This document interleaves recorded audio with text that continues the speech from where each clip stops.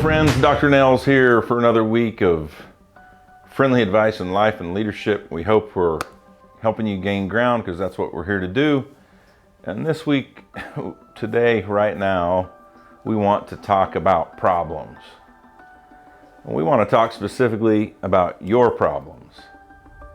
Now that might seem weird because you're like, well, how does he know about my problems? Well, I don't know about your problems, but I know you have problems. And the problem is, your problem is, my problem is, the problem is you or we often think we shouldn't have problems, or we shouldn't have any problems, or we shouldn't have that problem right now as it is today. And that's a problem. So the reason we're talking about this, if you can switch your mindset to not think that we shouldn't have that problem right now, or we shouldn't have those problems, or we shouldn't have any problems. If we shift our mindset into, all right, I've got problems, let's solve some problems, then you'll have an automatic shift in your mindset to not just complain about them, but then to move forward. Maybe there's some conversations that need to happen in order for you to move forward, but you'll shift your mindset into automatically believing, all right, I'm gonna have some problems. Now what am I gonna do about them? I'm gonna have some problems, but how am I gonna face them? But if we're just constantly like, good Lord, did that really happen today? Do I have to deal with that right now? Are you kidding me? No. Have you ever had that? I've had it. We still have those things, but if we can shift our mindset into just accepting the problem and problem solving, then you will automatically get better at what you're trying to do, what you're trying to get done in anything whatsoever. Another thing I would tell you that's going to maybe really shift in your mind or make you tweak on your mind a little bit is a lot of times we think other people have given us a problem or given us their problem. And we've talked about boundaries and we don't want people to give us their problems because that's not fair to us. But I've spoken to a lot of people and I want you to think about thanking someone for giving you the problem. I want you to think about thanking someone that is a problem for you. And I would tell it to you like this. In a lot of conversations and people we talk to or I talk to, this is really, really common with people and how they were raised and their parents. And there's a lot of people out there that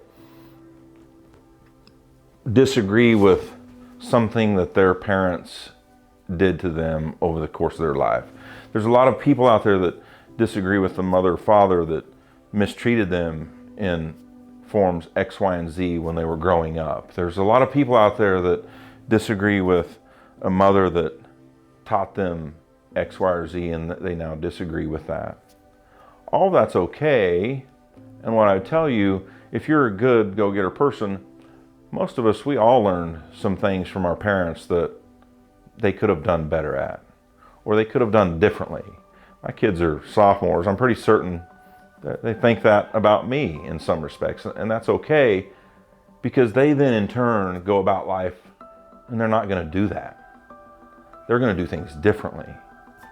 We've learned so much from our parents, our grandparents, friends around us that have given us maybe some problems, maybe given us some deep and dire heartache, but we have made things differently for ourselves in the future. We've made decisions as we raise our kids to do it differently so that they don't have to experience what we experienced. And maybe with those problems, you can think about it that way and you can tell those people thank you. Now, that may not be appropriate, but if you're having a conversation, maybe it is, but just thank them to yourself. Thank you for doing that. It was absolutely terrible. I learned a lot from it. I've not done it that way with my kids or with other people, or I've not done this because of that problem. And I thank you for doing that to me. It was painful for me. It hurt, but I'm thanking you for that problem. Much like our son Nash that got accidentally shot and paralyzed, that was a problem. Well, in a weird sort of way, we're all thankful for that problem. We're experiencing things, we've experienced things that we never would have experienced without that problem. That seems weird probably. But if you ask Nash if he could rewind the clock and take that back, he would tell you he's not sure. Because he knows what he's benefited from that problem. I'm sure he still thinks to a certain degree that he thinks he shouldn't have had that problem.